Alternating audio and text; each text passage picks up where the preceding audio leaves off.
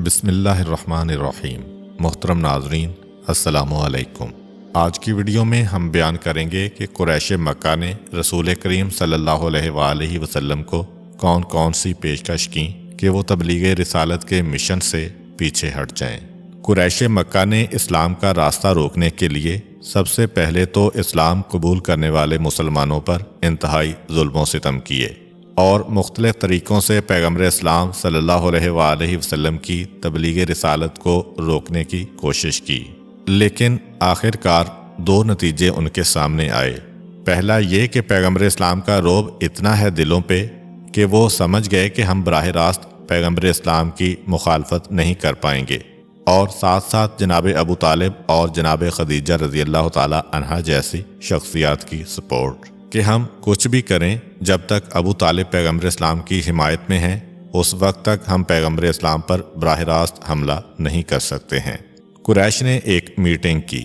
وہ 14 آدمی جو سب سے بڑے دشمن تھے پیغمبر اسلام کے، وہ ایک جگہ جمع ہوئے اور یہ طے پایا کہ ان دونوں سہاروں کو ختم کیا جائے۔ پہلی کوشش تو یہ کی جائے کہ پیغمبر اسلام ہی ہمارے ساتھ مل جائیں تو معاملہ ختم، اور اگر پیغمبر تیار نہ ہوں تو ان کے خاندان کو توڑ کر اپنے ساتھ ملا لو۔ ان دو میں سے کوئی ایک چیز بھی ہو جائے تو ہم اپنے مقصد میں کامیاب ہو جائیں گے۔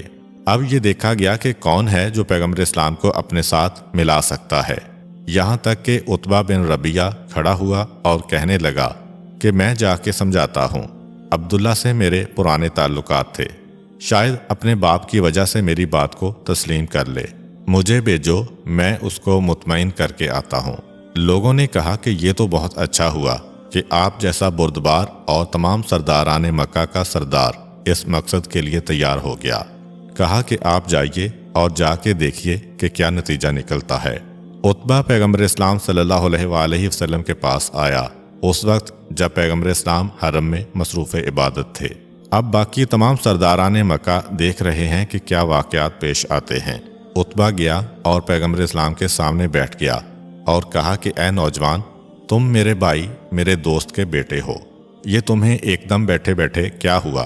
تم نے مکہ میں ایک عجیب ہنگامہ برپا کر دیا ہے، خاندان ٹوٹنے لگے ہیں، گھروں میں تفرقہ پڑ گیا ہے، ہمارے معبودوں کو تم نے برا کہنا شروع کر دیا ہے۔ آخر ہوا کیا ہے؟ تمہیں دولت چاہیے تو بتاؤ، کتنا پیسہ چاہیے، ہم وہ پیسہ تمہیں دیں گے، یہ ہمارا وعدہ ہے۔ اگر تمہیں ہماری سرداری چاہیے تو زبان سے کہو، ہم یہ وعدہ کرتے ہیں کہ تمہارا ہر حکم مانیں گے، اور اگر تم کسی اچھے خاندان میں شادی کرنا چاہتے ہو تو بتاؤ کس لڑکی کو تم نے ذہن میں رکھا ہے، ہم اس کے لیے کوشش کریں گے، اور وعدہ ہے کہ تمہاری شادی کروا دیں گے۔ اور اگر تم پر کوئی جن وغیرہ آ جاتا ہے اور تمہیں اپنے قابو میں کر لیتا ہے اور اس حالت میں تمہاری زبان سے یہ باتیں نکل آتی ہیں تو ہمیں بتاؤ، ہم اچھے سے اچھے طبیب سے تمہارا علاج کروائیں گے۔ پیغمبر اسلام صلی اللہ علیہ وآلہ وسلم خاموشی سے ساری گفتگو سنتے رہے۔ جیسے ہی عتبہ کی گفتگو ختم ہوئی، پیغمبر اسلام نے کہا، اب میری بات سنو۔ یہ کہہ کے پیغمبر اسلام نے سورہ حامیم سجدہ کی تلاوت شروع کی۔ اب عتبہ بھی یہ تو سمجھتا تھا کہ یہ کلام کوئی انسانی کلام نہیں ہے، چنانچہ اس کے بھی چہرے کا رنگ بدلتا جا رہا ہے، یہاں تک کہ پیغمبر اسلام نے جب اس آیت کی تلاوت کی کہ اگر تم لوگ ہماری بات نہیں مانو گے تو ہم تمہیں اسی آگ سے ڈراتے ہیں جو آگ عاد اور سمود کو جلا کے راکھ کر چکی ہے، بے اختیار عتبہ کا ہاتھ اٹھتا ہے اور پیغمبر اسلام کے لبوں تک پہنچتا ہے، جیسے پیغمبر اسلام کو اس آیت کی تلاوت سے روکنا چاہتا ہے، مگر اس وقت تک وہ آیت مکمل ہو کے اگلی آیت شروع ہو چکی تھی، اور آیت سجدہ کو تلاوت کرنے کے بعد پیغمبر اسلام سجدہ میں گر گئے۔ عتبہ نے یہ منظر دیکھا تو سمجھ گیا کہ میری بات کا کوئی اثر نہیں ہوا، واپس آیا، لیکن تھوڑا سا اثر لے کے آیا۔ قریش کے قریب پہنچا، خاموش خاموش ان کے بیچ میں جا کے بیٹھ گیا۔ تھوڑی دیر کے بعد ہوش آیا، پوچھا کہ کیا بات ہے؟ میں تمہارا نمائندہ بن کے گیا تھا، تم نے مجھ سے پوچھا بھی نہیں کہ میں کیا جواب لے کے آیا ہوں۔ ابو جہل نے کہا کہ پوچھنے کی ضرورت ہی نہیں ہے، تمہارا چہرہ بتا رہا ہے کہ بجائے ہماری بات سمجھانے کے شاید تم اس کی بات کا اثر لے کے آئے ہو۔ عتبہ یہ سنتا ہے، شاید کبھی آگے چل کے اثر ہو جاتا، مگر اب یہ جو سنا تو غیرت پہ تازیانہ لگا۔ کہ تم نے مجھے اتنا کمزور عقیدے کا سمجھ لیا ہے؟ ہرگز ایسا نہیں ہے، مگر وہ نوجوان ہماری بات ماننے والا نہیں ہے، اس لیے میرا مشورہ یہ ہے کہ اس کو اس کی حالت پہ چھوڑ دو، دیکھو کہ وہ کیا کرتا ہے۔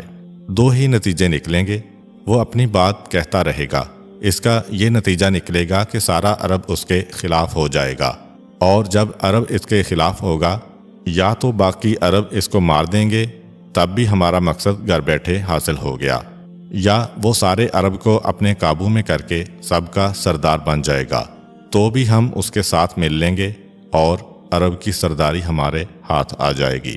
پھر کسی نے پیچھے سے آوازہ کسا کہ ایسا لگتا ہے کہ محمد نے تمہیں بھی کوئی لالچ دے دیا ہے۔ یہ جو سنا تو غصے کے عالم میں پیچھے پلٹا اور کہا کہ تم نے مجھے کیا سمجھ رکھا ہے؟ آج میں یہ عہد کرتا ہوں کہ تم سے زیادہ محمد کی مخالفت کروں گا۔ تو یہ پہلی میٹنگ تو ناکام ہو گئی ہے۔ اب قریش نے دوسری میٹنگ کی آپس میں، کہا کہ یہ تو مسئلہ بڑا عجیب نکلا، ہم نے اتنے بوڑھے آدمی کو بھیجا تھا کہ اس پر زیادہ اثر ہوگا، مگر محمد نے تو اس کو بھی بہکا دیا ہے۔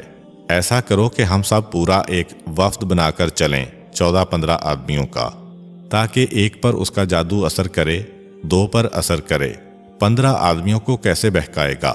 15 کے 15 سرداران قبیلہ، اپنے زمانے کے مانے ہوئے سیاستدان۔ یہ تجویز پسند آ گئی کہ ہاں، اکیلے آدمی کو اس کے پاس بھیجنا مناسب نہیں ہے، یہ اس سے پہلے کتنے ہی لوگوں کو گمراہ کر چکا ہے، معاذ اللہ۔ ساری کوشش یہ ہے کہ اگر پیغمبر ہی ہماری بات مان جائیں تو سارا جھگڑا ختم ہو جائے گا۔ اب یہ پورا گروہ ایک ساتھ چلتا ہے، پیغمبر اسلام کے قریب پہنچا۔ پیغمبر اسلام نے دیکھا کہ اتنے سارے لوگ آ رہے ہیں، پیغمبر نے دعوت دے کے بٹھایا ان کو، سب لوگ بیٹھ گئے، اور آخر ان میں سے کسی نے بات شروع کی اور کہا کہ اے ہمارے بھتیجے، تمہیں کیا ہوا ہے؟ کتنے سالوں سے تم ہمارے ساتھ رہ رہے ہو، مکہ اتنا پرامن شہر ہے، تم نے کیوں یہ خرابی مکے میں پیدا کر دی؟ اس کے بعد پھر وہی عتبہ والی باتیں کہ کیا چاہیے تمہیں؟ پیغمبر اسلام نے کہا کہ یہ ساری باتیں کرنا بالکل بیکار ہے، میں اللہ کا پیغام لے کر آیا ہوں، پروردگار نے مجھے حکم دیا ہے کہ میں بشیر و نذیر بن کر اللہ کی نعمتوں کی بشارت بھی دوں اور عذاب سے ڈراؤں بھی۔ میری بات کو تم مانو، بجائے اس کے کہ مجھ سے اپنی بات کو منوا رہے ہو۔ کافی دیر یہ بات چیت ہوتی رہی، آخر تھوڑا تھوڑا وہ پیغمبر اسلام کی باتوں سے قائل ہونے لگے۔ کہا کہ اچھا، ایک بات بتاؤ، تم سچے رسول ہو یا کوئی جادوگر ہو؟ پیغمبر اسلام نے کہا کہ اس کا فیصلہ تم کرو، میں تمہیں کیسے یقین دلاؤں؟ 15 آدمیوں کے اس وفد نے آپس میں ایک مشورہ کیا وہیں بیٹھے بیٹھے کہ آخر اس سے کیا مطالبہ کریں کہ جس سے اس کا جھوٹا ہونا ثابت ہو جائے۔ کسی نے مشورہ دیا کہ دیکھو، یہ تو جادوگر ہے، ہمیں بھی اس نے آہستہ آہستہ بہکا دیا ہے، اس سے آسمان کا کوئی معجزہ مانگو، کیونکہ قریش کا اور مکے والوں کا یہ اعتقاد تھا کہ جادوگر کا جادو زمین پہ تو چل سکتا ہے، آسمان پہ نہیں چل سکتا۔ ابو جہل آگے بڑھا اور کہا کہ اے عبداللہ کے بیٹے، تم نے بات بہت آسان کر دی، یہ تم نے حق کی بات کہی ہے، ہاں اگر تم سچے رسول ہو تو آسمان کا کوئی معجزہ ہم کو دکھاؤ، پھر ہم مان لیں گے۔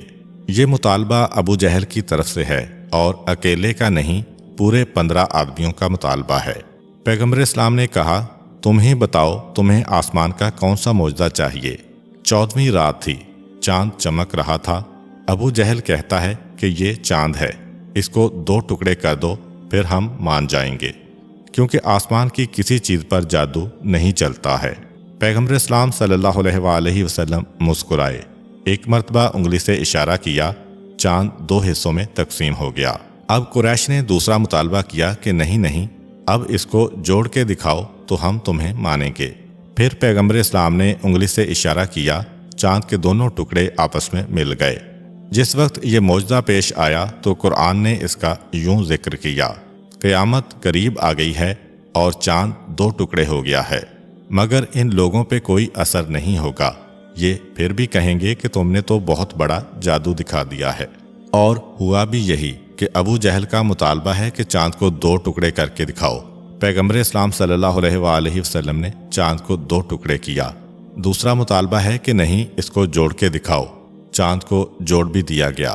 اور ابو جہل کہتا ہے کہ اے عبداللہ کے بیٹے، تم نے تو جادو میں اتنا کمال حاصل کر لیا ہے کہ آسمان تک پہ تمہارا جادو پہنچ گیا ہے، آؤ اس سے تو بات کرنا بیکار ہے۔ یہ کہہ کے اپنے پورے وفد کو لے کر واپس چلا گیا۔ اب پھر ایک میٹنگ ہوتی ہے کہ کیا کیا جائے، کس طریقے سے پیغمبر کو اپنے ساتھ ملایا جائے۔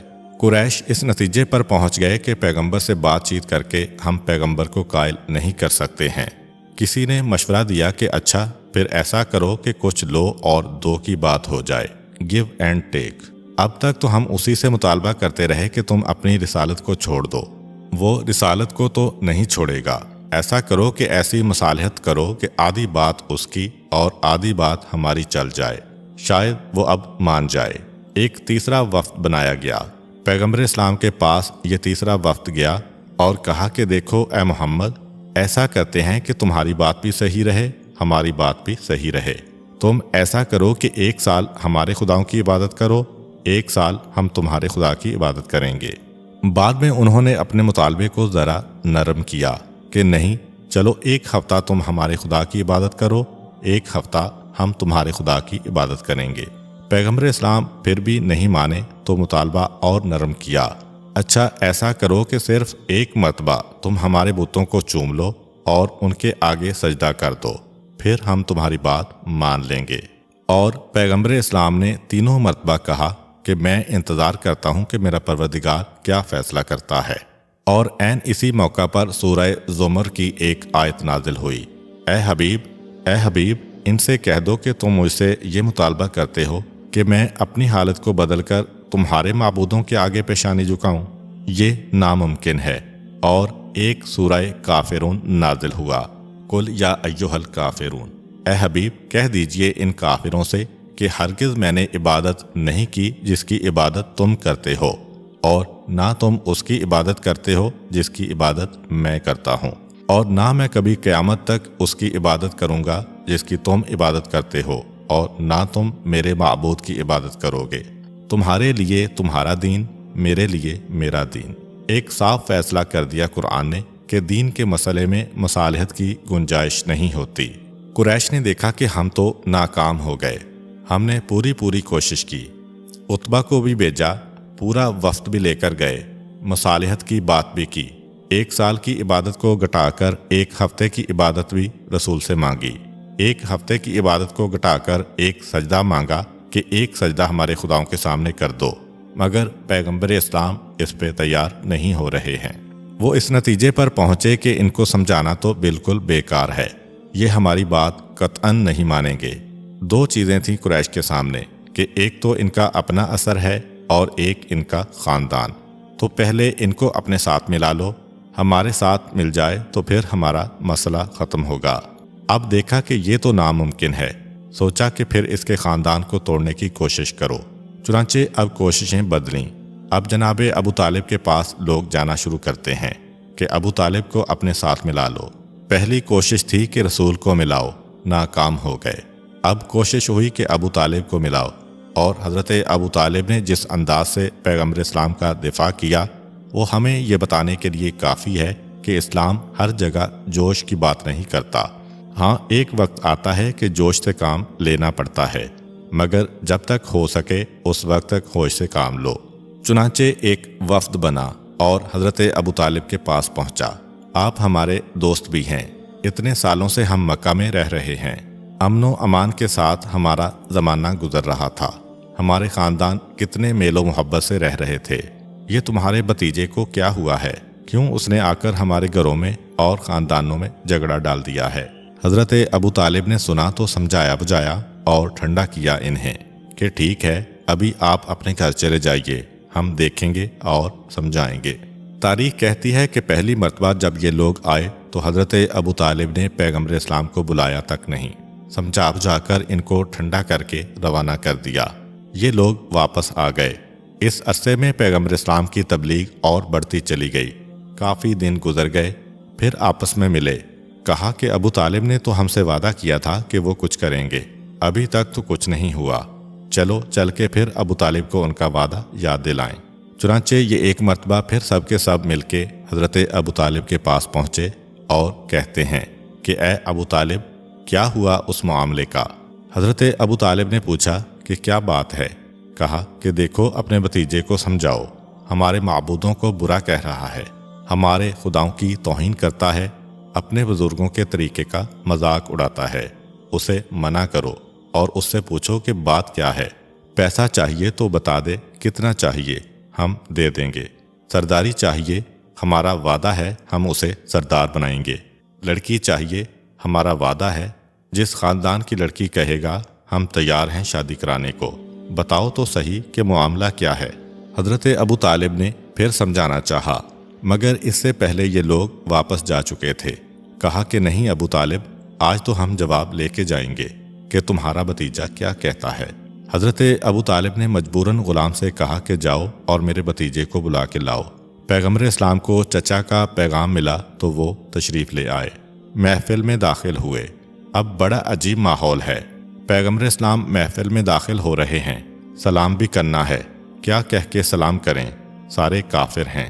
چنانچہ ایک مرتبہ قرآن کی اس آیت کی تلاوت کی جو روایت میں ہے کہ جب حضرت سلیمان علیہ السلام کا قاصد بلقیس کے دربار میں پہنچا تھا تو اس کے ساتھ بھی یہی مسئلہ تھا۔ چنانچہ اس نے کہا تھا وَالسَّلَامُ عَلَىٰ مَنِ اتَّبَعَ الْهُدَىٰ، میرا سلام ہو ان لوگوں پر جو ہدایت کے راستے پر چل رہے ہیں۔ خود بخود چچا ابو طالب کو سلام بھی ہو گیا اور ان کا نام بھی نہیں آیا کہ دوسرے لوگوں کو برا محسوس نہ ہو۔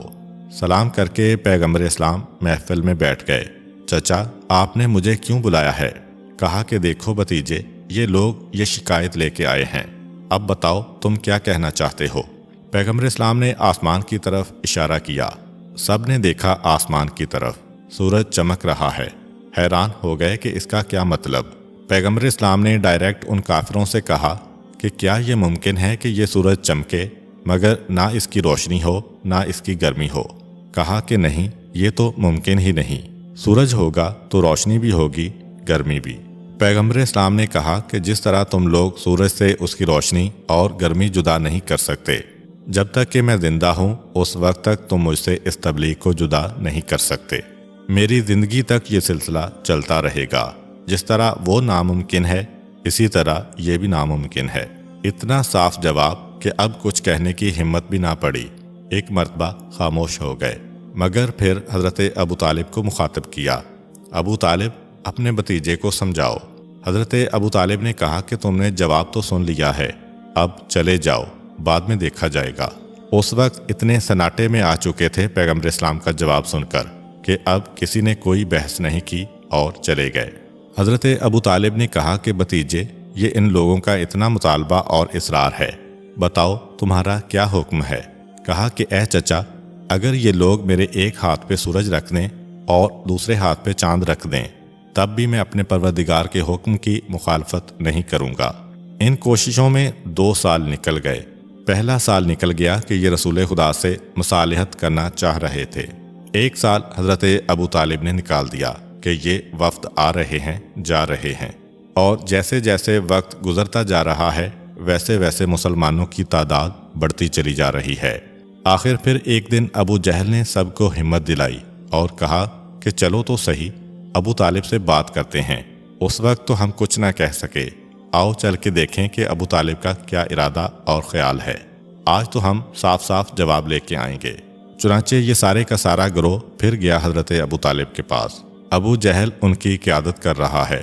پہنچے حضرت ابو طالب کے پاس اور کہا کہ اے ابو طالب، تمہارے بھتیجے نے ہم کو بہت پریشان کیا ہے۔ اس سے پہلے بھی 2 مرتبہ ہم آئے اور خاموش چلے گئے کہ شاید تمہارے بھتیجے پہ کوئی اثر ہو جائے، مگر لگ رہا ہے کہ اس پہ کوئی اثر نہیں ہوا ہے۔ آج ہم خاموش واپس نہیں جائیں گے۔ حضرت ابو طالب نے پھر ایک مرتبہ پیغمبر اسلام صلی اللہ علیہ وآلہ وسلم کو بلایا اور کہا کہ اے میرے بھتیجے، یہ لوگ اس معاملے کو ختم کرنا چاہتے ہیں۔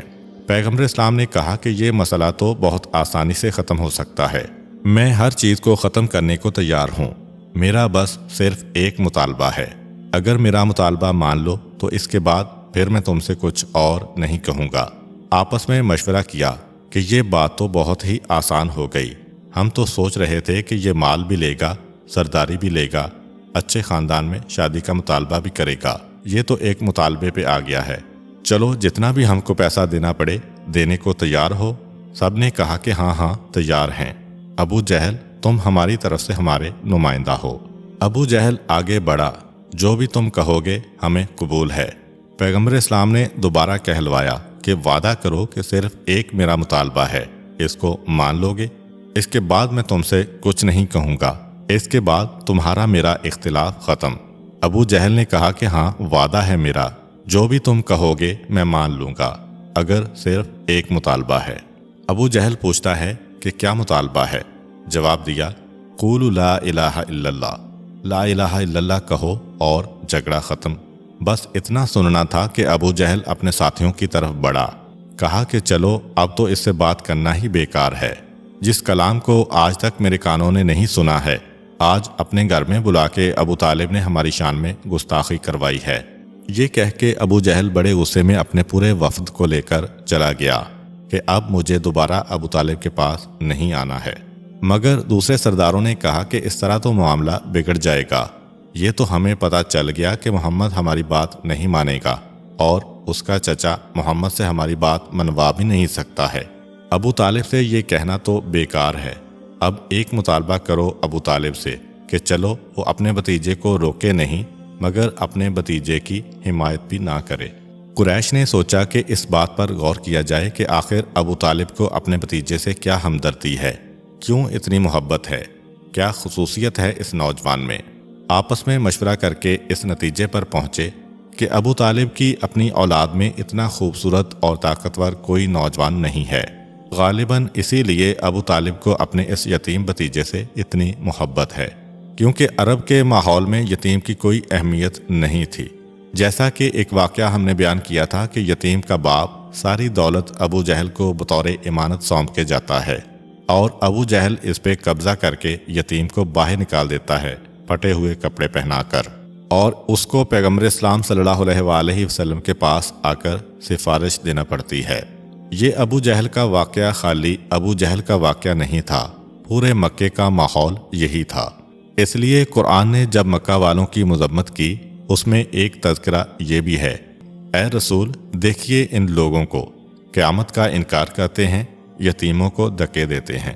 یہ ایک عام ماحول بن کے رہ گیا تھا عربوں کا، تو ابو طالب کیوں یتیم کی حمایت کر رہے ہیں یہ ان کی سمجھ میں نہیں آ رہا ہے۔ یہ سوچا کہ پیغمبر اسلام اتنے خوبصورت، اتنے حسین اور اتنے طاقتور ہیں، اسی لیے ابو طالب ان کی حمایت کر رہے ہیں۔ چنانچہ آپس میں مشورہ کیا اور ایک سازش تیار کی۔ ولید ابن مغیرہ مکے کا ایک انتہائی با اثر سردار تھا، اس کو پروردگار عالم نے اپنے قبیلے کی سرداری بھی دی تھی، مال و دولت بھی بڑی کثرت سے دی تھی، اور اس کے 13 بیٹے بھی تھے۔ انہی بیٹوں میں سے ایک بیٹے کا نام امارہ تھا، اور ولید کا یہ بیٹا اپنے حسن و جمال میں سارے عرب میں مانا ہوا تھا۔ چنانچہ اب چوتھا وفد جو بنایا گیا وہ خاص حضرت ابو طالب کے لیے بنایا گیا۔ اب تک کا ان کا مطالبہ کیا تھا کہ اپنے بھتیجے کو سمجھاؤ، اس کو منع کرو، لیکن نہیں، اب یہ مطالبہ نہیں کرنا، کیونکہ جب ہم یہ بات کرتے ہیں ابو طالب اپنے بھتیجے کو لے کے آ جاتے ہیں، ہماری زبان چپ ہو جاتی ہے۔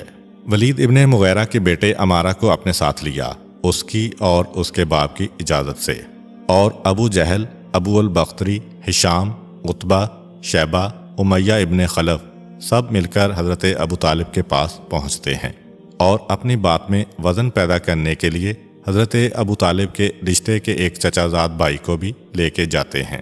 یہ پورا وفد حضرت ابو طالب کی خدمت میں پہنچا اور کہا کہ اے ابو طالب، آج تو ہم تمہارا دل خوش کرنے کا سامان لے کے آئے ہیں، تم اپنے بھتیجے کو ہمارے حوالے کر دو اور اس کے بدلے میں ہم سے یہ امارہ کو لے لو، کیونکہ عرب میں اس سے زیادہ خوبصورت کوئی نہیں ہے اور اس سے زیادہ خوشحال بھی کوئی نہیں ہے، کیونکہ اس کا باپ تو مکہ کا مالدار ترین انسان ہے۔ مکے میں سینکڑوں امیر آدمی تھے، مگر ایک ہی آدمی ایسا ہے جس کی دولت کا قرآن نے تذکرہ کیا ہے، وہ یہی ولید ابن مغیرہ ہے۔ تو اس کا باپ ہر ممکن دولت دینے کو تیار ہے، اپنا بیٹا بھی دے رہا ہے، بیٹے کا حصہ بھی دے رہا ہے۔ ابو طالب، تمہیں دولت بھی مل جائے گی اور حسن بھی مل جائے گا۔ حضرت ابو طالب کو یقین نہیں آیا، انہیں مخاطب کر کے کہتے ہیں کہ یہ تمہیں کیا ہو گیا ہے، تم اتنا بدترین سودا کرنے کے لیے میرے پاس آئے ہو، یہ کیسے ممکن ہے کہ میں اپنی اولاد تمہارے حوالے کر دوں؟ فقط یہ دیکھ کر کہ یہ لڑکا بڑا خوبصورت و حسین ہے۔ انتہائی سختی کے ساتھ کہتے ہیں، کیا تم تیار ہو گئے اپنے جگر کا ٹکڑا کسی کو دینے پر؟ مگر حضرت ابو طالب کے اپنے چچا زاد بھائی کہتے ہیں کہ اے ابو طالب، تمہاری عقل کو کیا ہو گیا ہے؟ کیوں اپنی قوم سے مخالفت مول لے رہے ہو؟ جبکہ وہ بالکل عدل و انصاف والی بات کر رہے ہیں۔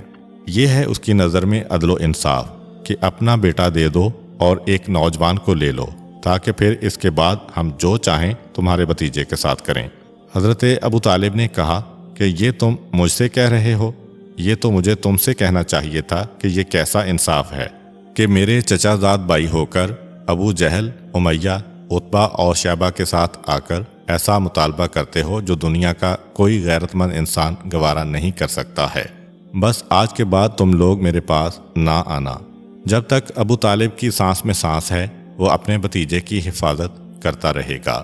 انتہائی مایوس ہو کے یہ پورا وفد باہر گیا کہ ابو طالب نے بھی صاف منع کر دیا ہے۔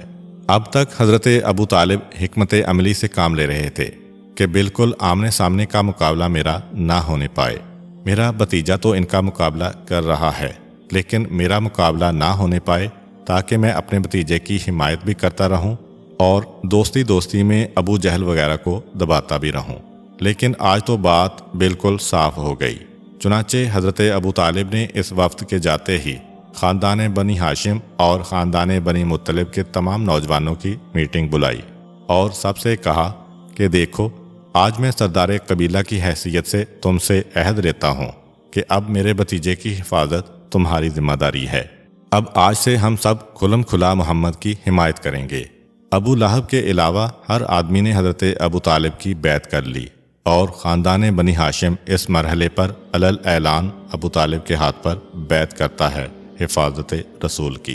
یہ 5 بعثت نبوی کا واقعہ ہے۔ یہ چوتھا وفد جو ایک امارہ کے بدلے میں پیغمبر اسلام کو لینے آیا تھا ناکام ہو کر چلا گیا، تو اس کے 3 دن بعد اتفاقاً پیغمبر اسلام صلی اللہ علیہ وآلہ وسلم پورا دن اپنے چچا سے ملاقات کے لیے نہ آ سکے۔ پیغمبر اسلام کا قیام تو چچا کے مکان سے کافی دور تھا، حضرت خدیجہ رضی اللہ تعالی عنہا کے مکان میں، لیکن دن میں ایک مرتبہ ضرور پیغمبر اسلام چچا کے مکان کا چکر لگایا کرتے تھے۔ ایک پورا دن گزر گیا کہ پیغمبر اسلام تشریف نہ لا سکے اپنے چچا کی طرف۔ اب حضرت ابو طالب نے جب یہ دیکھا کہ میرا بھتیجا میرے پاس نہیں آیا، اور یہ تو یقین تھا کہ کیسی ہی بڑی پریشانی میں ہوتا ضرور آتا، گھبرا گئے۔ سوچنے لگے کہ ایسا تو نہیں کہ ابو جہل وغیرہ نے مجھ سے مایوس ہونے کے بعد براہ راست میرے بھتیجے پہ حملہ کیا ہو اور اسے اغوا کر کے لے گئے ہوں۔ حضرت ابو طالب نے پورا ایک دن انتظار کیا، یہاں تک کہ اگلا دن آ گیا۔ پریشانی بڑھ گئی۔ خاندان بنی ہاشم کے وہی نوجوان جن سے اسی ہفتے بیعت لی جا چکی تھی، ان سے کہا کہ اب تمہاری وفاداری کا امتحان ہو رہا ہے۔ تم میں سے ہر ایک اپنے اپنے کرتے میں ہتھیار چھپا کر میرے ساتھ چلو۔ حرم کا صحن جو ہے، اس صحن میں تھوڑے تھوڑے فاصلے پر لوگ اپنی اپنی ٹولیاں جما کر بیٹھا کرتے تھے۔ ہر سردار اپنے وفاداروں کو لے کے بیٹھا کرتا تھا۔ حضرت ابو طالب نے کہا کہ میں جس کے قریب جا کر کھڑا ہو جاؤں، وہاں پہ جتنے لوگ بیٹھے ہوں، تم میں سے ہر نوجوان ہر آدمی کے سر کے قریب جا کے کھڑا ہو جائے، اور جیسے ہی میں اشارہ کروں تم میں سے ہر ایک جس کے قریب کھڑا ہے اس کی گردن کو اڑا دے۔ یہ طے کر کے حضرت ابو طالب چلتے ہیں۔ حرم میں داخل ہوئے، چاروں طرف گھومنے لگے کہ ابو جہل کہاں پہ بیٹھا ہوا ہے۔ یہ یقین کامل تھا کہ اگر پیغمبر اسلام کو کوئی نقصان پہنچا تو ابو جہل کو ضرور پتہ ہوگا۔ چنانچہ ڈھونڈنے لگے کہ ابو جہل کہاں کھڑا ہے۔ ابو جہل نظر آ گیا۔ ہاشمی نوجوانوں سے کہا کہ دیکھو، اس ٹولی میں ابو جہل بیٹھا ہوا ہے، جلدی سے جاؤ، اس میں جتنے لوگ موجود ہیں تم میں سے ہر ایک کے قریب کھڑا ہو جائے، میں بھی ابھی آ رہا ہوں۔ یہ اس لیے کہا کہ حضرت ابو طالب کو زید ابن حارثہ رضی اللہ تعالیٰ عنہ حرم میں سے گزرتے ہوئے نظر آئے۔ ان کی طرف چلے۔ حضرت زید نے دیکھا کہ حضرت ابو طالب میری طرف آ رہے ہیں۔ وہ دوڑ کے آئے حضرت ابو طالب کے پاس۔ حضرت ابو طالب نے کہا کہ کیا تم نے میرے بھتیجے کو دیکھا ہے؟ جناب زید نے جواب دیا کہ ہاں، وہ رات کو میرے ساتھ تھے اور ہم لوگ فلاں مقام پہ گئے ہوئے تھے۔ اب حضرت ابو طالب کو تسلی ہو گئی کہ ہاں، میرا بھتیجا محفوظ ہے۔ چنانچہ بڑے وقار کے ساتھ ابو جہل کے قریب پہنچتے ہیں اور اس سے کہتے ہیں کہ اے ابو جہل، تجھے نہیں پتا، لیکن میں نے تیرے قتل کا مکمل ارادہ کر لیا تھا، اور اگر یہ چند منٹ کی تاخیر نہ ہوتی تو اس وقت تمہارا لاشا یہاں پہ تڑپ رہا ہوتا۔ ابو جہل حیران ہو گیا، کیا بات ہے؟ حضرت ابو طالب نے کہا، میرا بھتیجا کل رات سے میرے پاس نہیں آیا ہے، اور مجھے خدشہ ہوا کہ شاید تو نے اسے نقصان پہنچایا ہے۔ صرف تیری ہی نہیں، تیرے سارے قبیلے کی جان خطرے میں تھی۔ اپنے اپنے ہتھیار دکھاؤ، حکم دیا حضرت ابو طالب نے تمام ہاشمی نوجوانوں کو۔ سب نے پلک جھپکنے میں اپنے ہتھیار دکھانا شروع کر دیے، اور ابو جہل کی حالت خراب، چہرے کا رنگ سفید، کاٹو تو لہو نہیں بدن میں۔ گھبرا کے کہتا ہے کہ اے ابو طالب، ہم آپ کا احترام کرتے ہیں، آپ نے یہ کیسے سوچ لیا کہ ہم اس طرح سے آپ کے بھتیجے کو نقصان پہنچا سکتے تھے؟ حضرت ابو طالب نے کہا کہ بہرحال میں فیصلہ کر چکا تھا، لیکن تمہاری قسمت اچھی تھی، آؤ میرے ساتھ واپس چلو۔ یہ کہہ کے ہاشمی نوجوانوں کو لے کے واپس ہو گئے، مگر ابو جہل اس نتیجے پر پہنچ گیا کہ میں تو یہ سمجھ رہا تھا کہ ابو طالب اپنے بھتیجے کی ایسی حمایت کر رہے ہیں جیسا ایک بزرگ اپنے چھوٹے کی حمایت کرتا ہے، مگر نہیں، یہ تو معاملہ ہی کچھ اور ہے۔ اتنا سخت معاملہ تو کبھی نہیں ہوتا ہے۔ یہ تو ایسا لگ رہا ہے کہ محمد سے پہلے ہمیں ابو طالب کا مقابلہ کرنا پڑے گا۔ چنانچہ اب یہاں پہ 2 سازشیں تیار ہوئیں۔ ہم نے رسول کو لالچ دے کے ملانا چاہا، وہ ہمارے قریب نہیں آئے۔ ہم نے ابو طالب کو ملانا چاہا، وہ ہمارے قریب نہیں آئے۔ اب سازش تیار کی گئی مکے میں کہ ان دونوں کو ختم کرنا ہے۔ ابو طالب کے اثر کو ختم کرنا ہوگا، عرب کے سارے قبیلوں کو ابو طالب کے خلاف کرنا ہوگا، ورنہ ہم کبھی محمد کو نقصان نہیں پہنچا سکتے ہیں۔ 2 سال اس میں لگے۔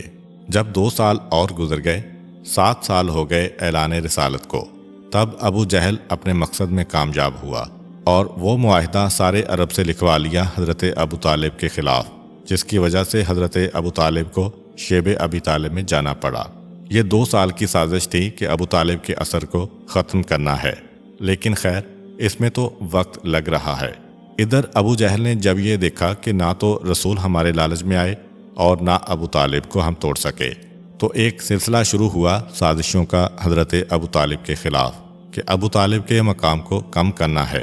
اور دوسری طرف ابو جہل اور عربوں نے مل کر سوچا کہ ایک آخری حجت تمام کرنے کے لیے ایک دفعہ محمد سے بات کر لی جائے، دیکھیں کہ ان پر کیا اثر ہوتا ہے۔ چنانچہ سب کو جمع کیا گیا، ان لوگوں کو بھی جن کا اعتراض یہ تھا کہ اے ابو جہل، تم بلا وجہ اس نوجوان کے پیچھے پڑے ہوئے ہو جو نہ کسی کو نقصان پہنچائے نہ کسی کے خلاف کوئی بات کرے۔ ان سب کو لے کر ابو جہل آخری مرتبہ پیغمبر اسلام کے پاس آ رہا ہے مذاکرات کرنے کے لیے۔ خانہ کعبہ کا صحن ہے۔ حضرت ابو طالب سے چوتھی ملاقات ناکام ہو گئی۔ اب آخری مرتبہ پیغمبر اسلام کے پاس آیا، اور تمام سرداران قریش ابو جہل کے ساتھ ہیں۔ یہ وہ واقعہ ہے جس کا تذکرہ قرآن کریم نے سورہ شورى میں کیا ہے۔ ابو جہل نے پیغمبر اسلام سے پھر وہی بات شروع کی کہ اے ہمارے بھائی کے بیٹے، یہ تمہیں بیٹھے بٹھائے کیا ہو گیا ہے؟ کیا تمہیں ہم لوگوں کا اتحاد پسند نہیں آ رہا؟ ہم لوگ جو اس انداز سے پرسکون زندگی گزار رہے تھے، تم نے آخر کیوں اسے خراب کر دیا؟ تم نے کیوں ہمارے درمیان دشمنی پیدا کر دی؟ کیا تمہیں پتہ نہیں کہ تمہاری وجہ سے بھائی اور بھائی میں جھگڑا ہو گیا ہے، والدین اور اولاد میں اختلاف ہو گیا ہے، شوہر اور بیوی ایک دوسرے سے جدا ہو گئے ہیں؟ کیا تم اپنی آنکھوں سے یہ منظر نہیں دیکھ رہے ہو؟ پھر کہا کہ بتاؤ تو صحیح، کیا تمہاری خواہش ہے؟ دولت چاہیے، حکومت چاہیے، عہدہ چاہیے، عورت چاہیے، جو چاہیے ہم تیار ہیں۔ اور تقریباً سارا مکہ یہ گفتگو سن رہا ہے۔ پیغمبر اسلام نے ساری تقریر کو سنا اور کہا کہ تم لوگ یہ بات مجھ سے پہلے بھی کہہ چکے ہو، اور میں نے اس وقت بھی تمہیں جواب دیا تھا کہ میں پروردگار کی جانب سے بھیجا ہوا ہوں۔ میرے پروردگار کا حکم ہے کہ میں بشیر و نذیر بن کر تمہیں اس کے احکامات پہنچاؤں، جنت کی بشارت دوں اور عذاب الہی سے ڈراؤں۔ میں اپنا یہ فریضہ ادا کرتا رہوں گا۔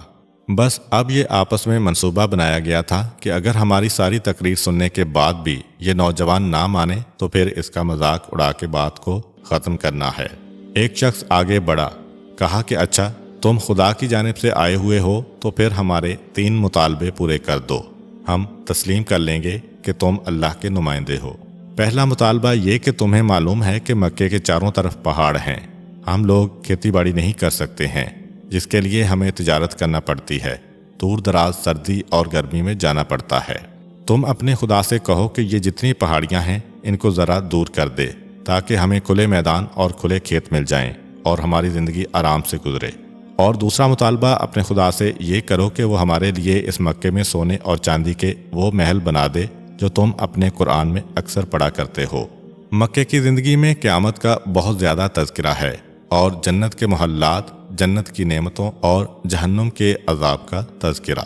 چنانچہ اسی کو مذاق بناتے ہوئے انہوں نے پیغمبر اسلام صلی اللہ علیہ وآلہ وسلم سے کہا کہ وہ جو تم قرآن میں ذکر کرتے ہو وہ 2-4 محلات ہمارے لیے بھی بنوا دو۔ تیسرا مطالبہ کیا ہے کہ قرآن میں جو تیسری چیز سب سے زیادہ دہرائی گئی وہ یہ کہ مکے والوں کی عقل میں یہ نہیں آ رہا تھا کہ مرنے کے بعد آدمی کیسے زندہ ہو سکتا ہے۔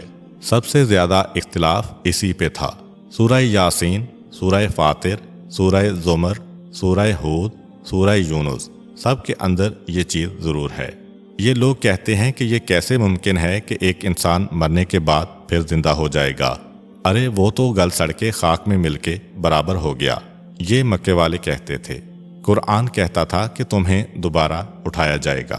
تو یہ تیسرا مطالبہ، یہ مطالبے نہیں ہو رہے، یہ معاذ اللہ مذاق اڑایا جا رہا ہے کہ اپنے خدا سے کہو کہ ہمارے کچھ مردوں کو بھی زندہ کر دے، اور خصوصاً اپنے پردادا قصی کو ضرور زندہ کروانا۔ قصی کہ جن سے خاندان بنی ہاشم نے ترقی کی، ان کو ضرور زندہ کروانا تاکہ ہم ان سے گفتگو کر کے یہ سنیں تو صحیح کہ تم سچے ہو یا نہیں۔ اگر انہوں نے تمہاری بات کی تصدیق کر دی تو ہم بھی تمہیں مان لیں گے۔ یعنی تینوں اسلامی عقیدوں کا مذاق اڑا کے بات کہی جا رہی ہے، مگر پیغمبر اسلام نے کوئی جواب نہ دیا، صرف اتنا کہا کہ میں اپنے پروردگار کی جانب سے اس کا نمائندہ بن کے آیا ہوں، اس کا آقا بن کے نہیں آیا کہ اس کے اوپر حکم چلاؤں۔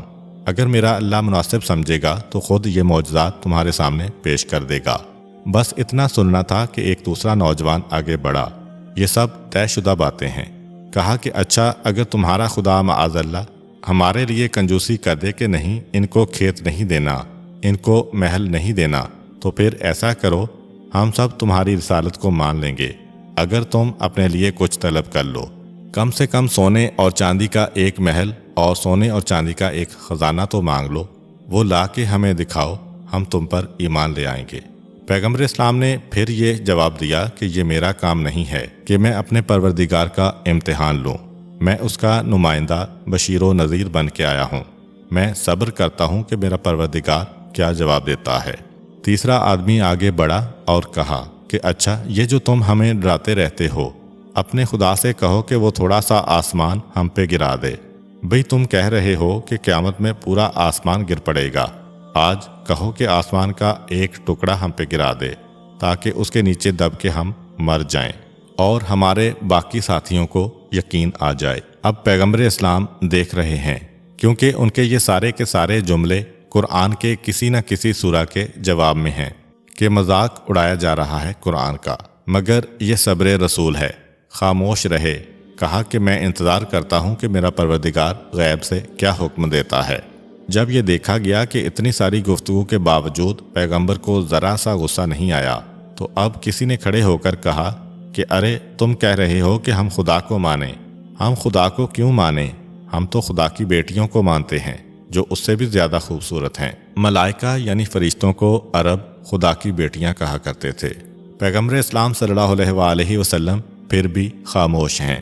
اس حد تک پیغمبر اسلام کو غصہ دلانے کی کوشش کی جا رہی ہے۔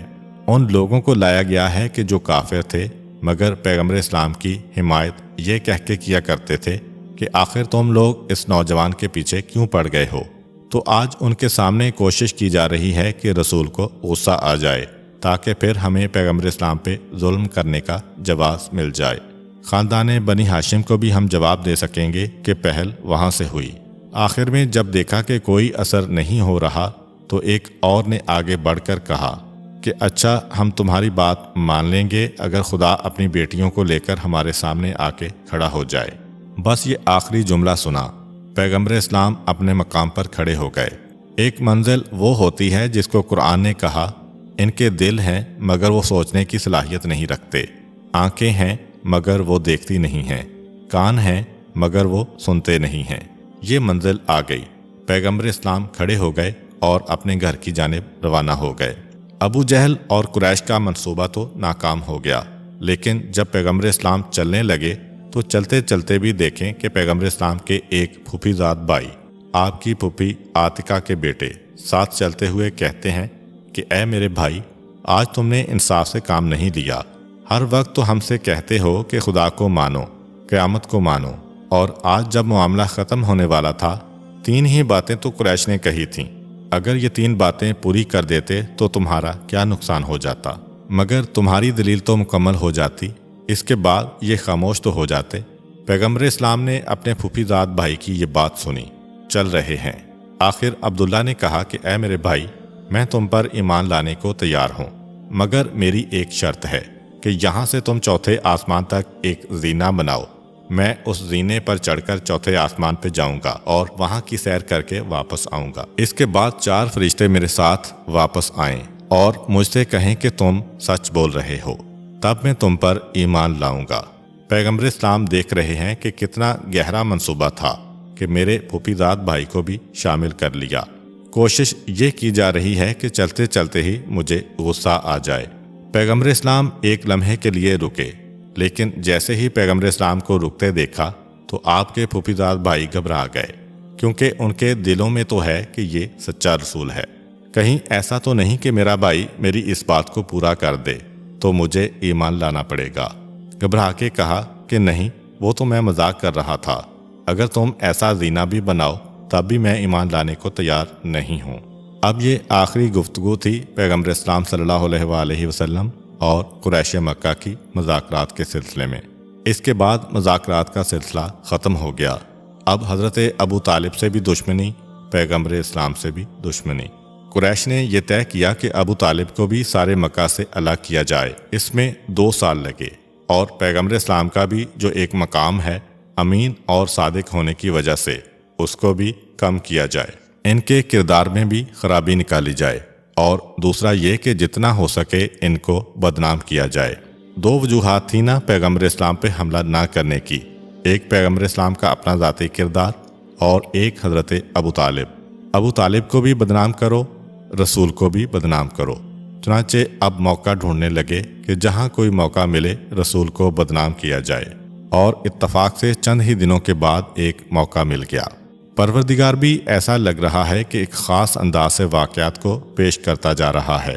ابو جہل نے یہ سوچا کہ رسول کو بدنام کرنا ہے۔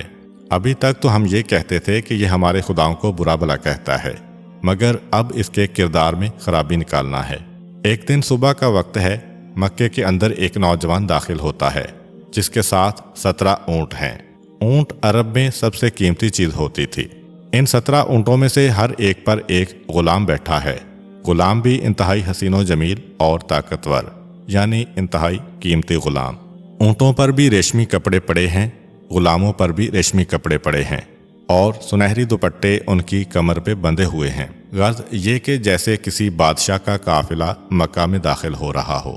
جب وہ نوجوان مکے میں داخل ہوا تو پہلا ہی آدمی جو اس کو ملا ابو البختری۔ اس سے سوال کیا کہ اس مکے میں کوئی نوجوان محمد نام کا ہے؟ ابو البختری چونکا، یہ اتنی شان و شوکت کے ساتھ آنے والا نوجوان محمد کا کیوں پوچھ رہا ہے؟ اب یہ بات اس وقت کی ہے جب مکمل جھگڑا ہو چکا تھا۔ قریش نے تو تہیہ کر لیا تھا کہ اب رسول سے بات نہیں کرنا ہے۔ اس نے اس نوجوان سے پوچھا کہ کیا بات ہے؟ جواب دیا کہ میرے باپ کا انتقال ہوا ہے چند دن پہلے، اور میرے باپ نے اپنی آخری وصیت جو کی تھی وہ یہ تھی کہ بیٹا مکے میں چلے جانا، وہاں محمد نام کا ایک آدمی ہوگا، اس کی یہ نشانیاں ہوں گی، یہ سارے اونٹ، یہ سارے غلام، یہ ساری دولت اس کے لیے ہے، یہ میں اس کو بھجوا رہا ہوں، تو میں اپنے باپ کی وصیت پہ عمل کرنے کے لیے آیا ہوں۔ ابو البختری نے کہا کہ ہاں ہاں، وہ محمد کا مکان صفا پہاڑی سے نکلو، سامنے ہی اس کا مکان ہے، وہ مکان کے سامنے بیٹھا ہوگا۔ پورا پتہ دیا ابو جہل کے مکان کا۔ یہ اجنبی نوجوان ہے۔ چنانچہ یہ پہنچا ابو جہل کے مکان تک اور اس سے پوچھا کہ کیا تم محمد ہو؟ ابو جہل نے چونک کے پوچھا کہ کیا بات ہے؟ قریش نے یہ طے کیا تھا کہ کوئی بھی اجنبی اگر مکے میں آئے گا تو اسے محمد کے پاس نہیں جانے دینا ہے۔ یہ کیوں پوچھ رہے ہو؟ کہا کہ اگر تم محمد ہو تو یہ سارا سامان تمہارے لیے لے کے آیا ہوں، میرے والد نے اس کی وصیت کی تھی۔ ابو جہل نے کہا کہ ہاں لاؤ میرے حوالے کرو، یہ میری امانت ہے۔ مگر اس نوجوان نے غور کیا تو پتہ چلا ان میں سے کوئی بھی نشانی اس کے اندر نہیں پائی جاتی جو میرے باپ نے مجھے بتائی تھیں۔ کہا کہ تم تو مجھے محمد نہیں لگتے، میں جا رہا ہوں محمد کی تلاش میں۔ یہ کہہ کے وہاں سے ہٹا وہ نوجوان۔ تھوڑی دور گیا تھا کہ کوئی مسلمان مل گیا۔ اس نے پیغمبر اسلام صلی اللہ علیہ وآلہ وسلم کا پتہ بتایا۔ اب ابو جہل کو تجسس تو ہے کہ یہ میرے پاس سے واپس چلا گیا ہے، کہاں جاتا ہے۔ دیکھا کہ یہ تو پہنچ گیا رسول کے مکان تک۔ پیغمبر اسلام پر نظر پڑی تو دیکھا کہ واقعاً وہ ساری نشانیاں نظر آ رہی ہیں سامنے۔ پیغمبر اسلام کو جا کے سلام کرتا ہے، کہتا ہے کہ میں بہت دور سے آپ کے پاس آیا ہوں۔ پیغمبر اسلام نے کہا تم ملزر کے بیٹے ناجی ہو؟ جواب دیا کہ ہاں ہاں۔ آپ نے مجھے کیسے پہچانا؟ کہا کہ تمہارے باپ نے ایک وصیت کی تھی۔ وہ اور حیران ہوا کہ وصیت تو کی تھی لیکن آپ کو کیسے پتا؟ کہا کہ پھر بتاؤ وہ اونٹ اور وہ غلام کہاں ہیں؟ اب تو اس کو یقین کامل ہو گیا کہ یہی وہ ہے کہ جس کے بارے میں میرے باپ نے وصیت کی تھی۔ نام بھی پہچان رہا ہے، ساری نشانیاں بھی پہچان رہا ہے اور پیغمبر اسلام کی گفتگو بھی۔ کہا کہ آج میں ایک بڑے بوجھ سے سبکدوش ہوا، یہ آپ کی امانت ہے، آپ لیجئے۔ یہ کہہ کے تیزی کے ساتھ نکل گیا، کیونکہ اتنا اسے اندازہ ہو چکا تھا کہ مکے کے ماحول میں اس نوجوان محمد کی مخالفت ہے، یہاں ٹھہرنا خطرے سے خالی نہیں ہے۔ یہ کہہ کے وہ تو چلا گیا، ابو جہل نے بھی اس کو جانے دیا۔ جیسے ہی وہ گیا، ابو جہل نے نیام سے تلوار نکال لی اور سارے مکہ کی گلیوں میں گھومنے لگا۔ اے آل غالب، کس نیند میں سو رہے ہو؟ تمہیں پتہ نہیں کہ مکے میں کیا ہو رہا ہے؟ آل غالب یعنی قریش۔ قریش ایک آدمی کا نام ہے جنہوں نے اپنی قوم کو جمع کر کے طاقتور بنایا تھا۔ اس کا اصل نام تو تھا غالب، لقب تھا قریش۔ اے قریش والو، تمہیں کیا ہو گیا ہے؟ تم سو رہے ہو اور تمہاری آنکھوں کے سامنے مکے میں تبدیلی آ رہی ہے۔ لوگ گھبرا کے باہر آ گئے کہ غلام تو سمجھ میں آتا ہے، لیکن آج ایک سردار ننگی تلوار نکال کے گلی گلی گھوم رہا ہے اور شور مچا رہا ہے۔ سب باہر آ گئے، کیا بات ہے؟ کیا مسئلہ پیش آیا ہے؟ ابو جہل نے کہا کہ ایک نوجوان میرے سامنے یہاں آیا تھا، خانہ کعبہ کے لیے 17 اونٹ لے کے آیا تھا، لیکن دیکھو وہ جو اپنے آپ کو امین و صادق کہلواتا ہے، اس نے خانہ کعبہ کی امانت پہ قبضہ کر لیا ہے۔ یہ قریش کا حق ہے، قریش ٹرسٹی تھے خانہ کعبہ کے، یہ تمہارا حق ہے، اسے کیا حق ہے کہ اس مال پہ قبضہ کرے؟ جلدی سے تیار ہو جاؤ۔ اب یہ جو بات سنی تو لوگ ایک مرتبہ گھروں سے نکل آئے کہ ہاں معاملہ تو بڑا سیریس ہے، خانہ کعبہ کی امانت کوئی اپنے ہاتھ میں لے لے، یہ کیسے ہو سکتا ہے؟ اب یہ سب چلے۔ جس وقت یہ جا رہے تھے تو حضرت ابو طالب تک بھی یہ خبر تو پہنچ چکی تھی، وہ بھی آ گئے اور پوچھا کہ کیا مسئلہ ہے؟ ابو جہل نے کہا کہ اے ابو طالب، آج تو ہم تمہاری بات بھی نہیں سنیں گے۔ ایک نوجوان خانہ کعبہ کے لیے ہدیہ لے کر آیا تھا، اس پر تمہارے بھتیجے نے قبضہ کر لیا ہے، بہت اپنے آپ کو امین کہلواتا ہے، خانہ کعبہ کی امانت پہ قبضہ کر لیا ہے۔ حضرت ابو طالب نے سنا، کہا کہ اچھا یہاں ٹھہر جاؤ، مجھے جانے دو، میں جا کے اپنے بھتیجے سے بات کرتا ہوں، پھر آ کے تمہیں بتاتا ہوں۔ سب نے کہا ابو جہل کو کہ اب کچھ نہ بولنا، ہم انتظار کریں گے کہ ابو طالب آ کر کیا جواب دیتے ہیں۔ حضرت ابو طالب نے اس بفرے ہوئے مجمع کو یہاں پہ رکوایا، کہا میں جا کے بات کر کے آتا ہوں۔ اب ابو جہل کو یہ تو یقین ہے کہ وہ نوجوان جو اونٹ لے کے آیا تھا وہ تو چلا گیا، اور تو کوئی گواہ ہے نہیں۔ محمد اپنی بات ثابت نہیں کر پائیں گے کہ 17 اونٹ کوئی ان کو کس خوشی میں دے کے گیا ہے۔ حضرت ابو طالب آئے پیغمبر اسلام صلی اللہ علیہ وآلہ وسلم کے پاس کہ بھتیجے یہ مسئلہ پیش آ چکا ہے، اس وقت پورا مکہ مخالفت پہ اترا ہوا ہے، بتاؤ کہ میں ان کو کیا جواب دوں؟ اور حضرت ابو طالب نے دیکھا کہ 17 اونٹ کھڑے ہیں، مگر ان کو تو یقین کامل ہے۔ کہا کہ چچا ایک بات کہہ دیجئے ان لوگوں سے کہ اس وقت رات ہو رہی ہے، کل صبح سویرے سب لوگ جمع ہوں، میں یہ اونٹ لے کے سب کے سامنے آؤں گا اور خود ان اونٹوں سے پوچھا جائے گا کہ آخر کیا معاملہ ہے۔ حضرت ابو طالب نے کہا کہ ٹھیک ہے، میں یہ بات جا کر کہتا ہوں، سب مطمئن ہوں گے۔ واپس آئے اور آنے کے بعد کہا کہ اے مکے والو، میرے بھتیجے نے یہ جواب دیا ہے، اور کتنے انصاف کی بات میرے بھتیجے نے کہی ہے۔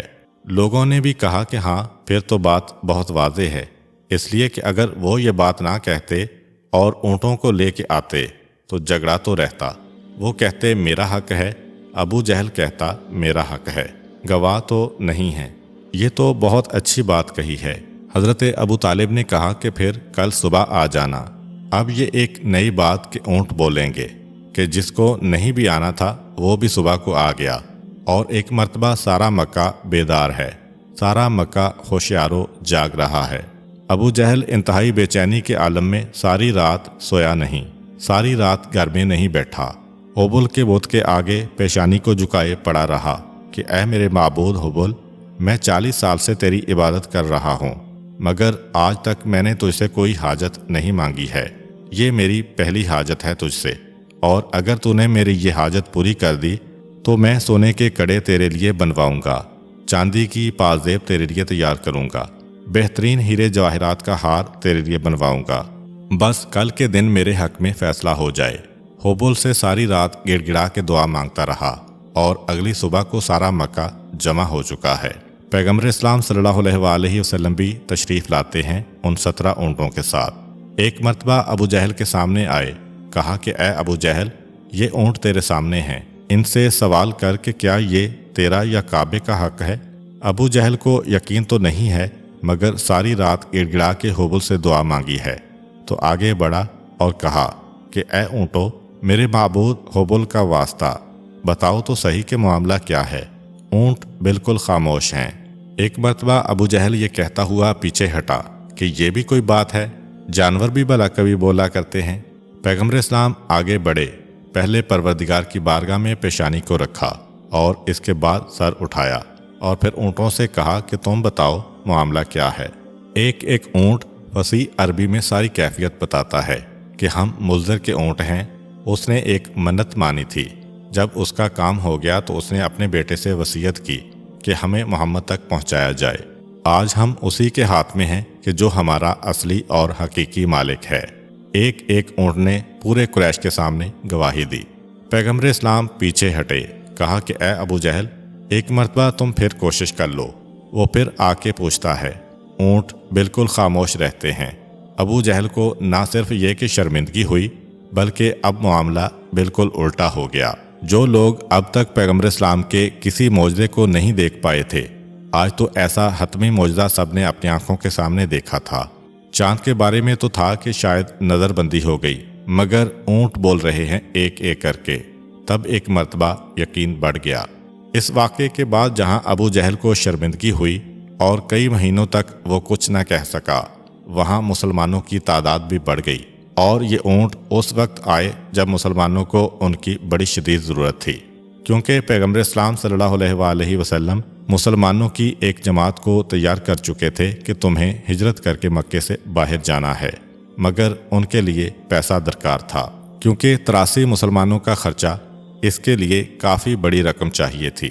چنانچہ عین اسی موقع پر امانت آئی، جس نے ایک طرف ابو جہل کا منہ بند کیا، دوسری طرف مسلمانوں کی تعداد بڑھائی، اور تیسری طرف وہ جو مہاجرین کا قافلہ جانے والا ہے ان کا سارا خرچہ بھی پورا ہو گیا۔ تو قریش حماقتوں پر حماقتیں کر رہے تھے۔ جیسے جیسے وہ منصوبہ بناتے تھے، ویسے ویسے ان کا منصوبہ انہی کے الٹ ثابت ہو رہا تھا۔ چنانچہ یہاں پہ ان کو اس طرح شکست ہوئی۔ اور دوسرا انہوں نے منصوبہ کیا بنایا؟ ایک تو یہ بات تھی کہ شہر مکہ کے اندر پیغمبر اسلام کی کردار کشی کرو، یہ ثابت کرو کہ معاذ اللہ یہ صادق نہیں ہے، کاذب ہیں، یہ امین نہیں ہیں، خائن ہیں، یہ ہم سے کہتے ہیں کہ اچھی اچھی باتوں پہ عمل کرو، خود ان کا کردار غلط ہے، معاذ اللہ۔ مگر اس میں تو انہوں نے ٹھوکر کھائی۔ اور دوسری طرف قریش نے یہ بھی کہا کہ یہ جو باہر سے لوگ آ رہے ہیں ان کو بھی روکا جائے۔ ان کو کس طرح روکا جائے؟ جتنے بھی تجارتی قافلے مکے سے جاتے ہیں، تم جہاں بھی جاؤ وہاں جا کے تذکرہ شروع کر دو کہ ہمارے شہر میں تو ایک بڑا عجیب جادوگر آ گیا ہے، وہ تو ایسا ہمارے شہر میں لوگوں میں اور خاندانوں میں جدائی ڈلوا رہا ہے کہ ہم پریشان ہیں، تاکہ جادوگر سن کے کوئی بھی قریب نہ آنے پائے۔ اس کا بھی الٹا اثر ہو گیا۔ اب یہ تجارتی قافلے جہاں جہاں جا کر یہ بات کہتے تھے، وہاں پر سننے والے 50، اگر 40 ڈر گئے کہ جادوگر ہیں تو 10 کے دل میں شوق پیدا ہوا کہ کیسا جادوگر ہے، ہم بھی تو جا کے دیکھیں۔ چنانچہ قریش کی یہ سازش کہ مکہ میں کردار کشی کی جائے وہ اس طرح ناکام ہو رہی ہے، مکے کے باہر کے لوگوں کو جادوگر کے نام سے ڈرایا جائے وہ بھی ناکام ہو رہی ہے، اور پھر بڑی تعداد میں لوگ آنے لگے ہیں۔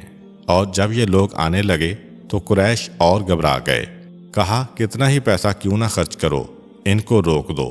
جیسا کہ عرب کا ایک مانا ہوا شاعر تھا، انتہائی عظیم شاعر۔ ایک دفعہ عکاظ کے میلے میں پورے عرب میں ایک مقابلہ ہوا، پورا سال دیا گیا کہ لوگ قصیدے لکھ کے لائیں، جس کا قصیدہ سب سے بہترین ہوگا اس کو انعام دیا جائے گا۔ اگلے سال سارے عربوں نے کوشش کی، 7 قصیدے چنے گئے کہ ان سے بہتر قصیدہ کوئی نہیں ہوگا۔ وہ اتنے بہترین قصیدے تھے کہ انہیں سونے کے پانی سے لکھا گیا اور خانہ کعبہ کے دروازے پہ لٹکا دیا گیا۔ ان کا نام ہے سبعہ معلقہ۔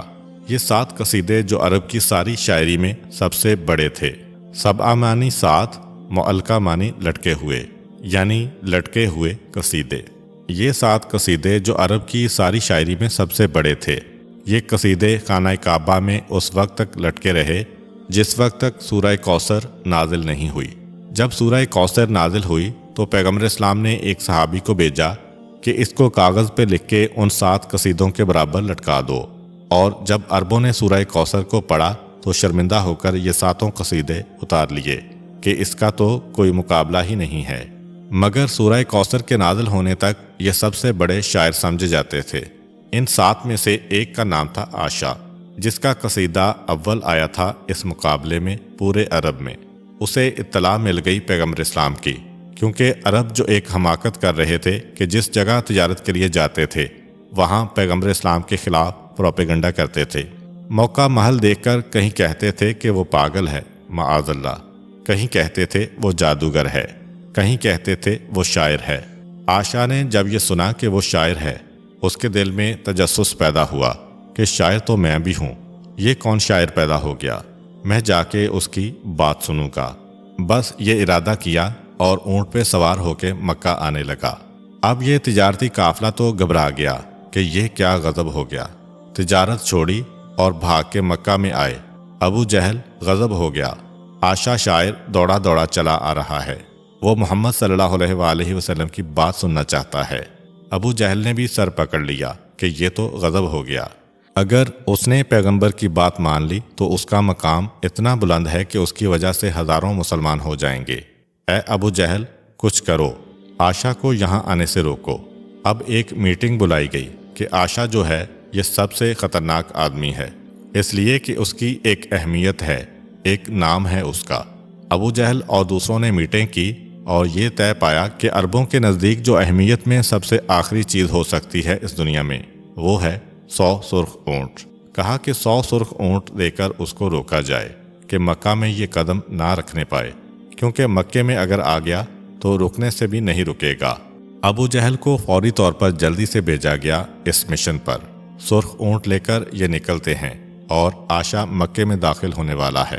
راستے میں روک لیا اور اس سے کچھ باتیں کیں، جس کے نتیجے میں عاشا نے 100 اونٹ لیے اور بڑی خوشی سے واپس جانے لگا۔ مگر اس میں پھر ایک غضب ہو گیا کافروں کے لیے کہ جا رہا تھا بڑی خوشی کے عالم میں۔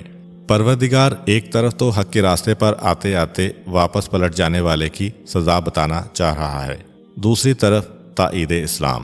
جب یہ واپس جا رہا تھا بڑی خوشی کے عالم میں تو اپنے اونٹ کو تو اس نے اڑا کر پھینک دیا کہ سرخ اونٹ مل گئے ہیں، اس کا اب میں کیا کروں گا۔ جیسا کہ اچھی گاڑی کو بندہ خریدے تو پرانی کو دور کر دیتا ہے۔ اب یہ سرخ اونٹ پہ بیٹھ کے جا رہا ہے اور سرخ اونٹ کو اس نے تیزی سے دوڑانا چاہا تاکہ میں اپنی قوم میں جا کے بتاؤں۔ زیادہ تیز دوڑایا تو سرخ اونٹ نے اس کو جھٹکا دیا، یہ نیچے گرا اور وہ دوڑتا ہوا اونٹ اس کے اوپر سے گزر گیا۔ چنانچہ تڑپ تڑپ کر جہنم واصل ہوا۔ راہ حق پر آتے آتے دولت دنیا کے لالچ میں پیچھے ہٹ جانے والوں کا یہ دنیاوی انجام ہوتا ہے، آخرت کی سزا تو ہے ہی۔ مگر عاشا کی موت کی خبر جنگل میں آگ کی طرح پھیل گئی، کیونکہ مشہور و معروف آدمی تھا۔ اب ہر کوئی پوچھ رہا ہے کہ عاشا کو موت کیسے آئی۔ پتہ چلا کہ سرخ اونٹ نے کچل کر ہلاک کر دیا۔ سرخ اونٹ اس شاعر کے پاس उसकी तो ये हैसियत नहीं थी। अब पूरा वाक़या फैलता जा रहा है, यानी जो कदम उठा रहे हैं वो उन्हीं के खिलाफ जा रहा है।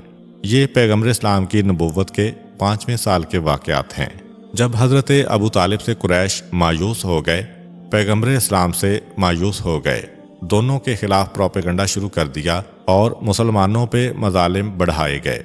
इतने मजालिम बढ़ाए गए कि पैगम्बर इस्लाम ने कहा कि मुसलमानों, अभी तो बहरहाल मेरे चचा मौजूद हैं, मुझे तो कोई नुकसान नहीं पहुंचा सकता है। तुम लोग अपनी जानों की हिफाजत के लिए मक्के से हिजरत कर जाओ। इस हिजरत की तफसील हम इंशाअल्लाह ताला अपनी अगली वीडियो में पेश करेंगे।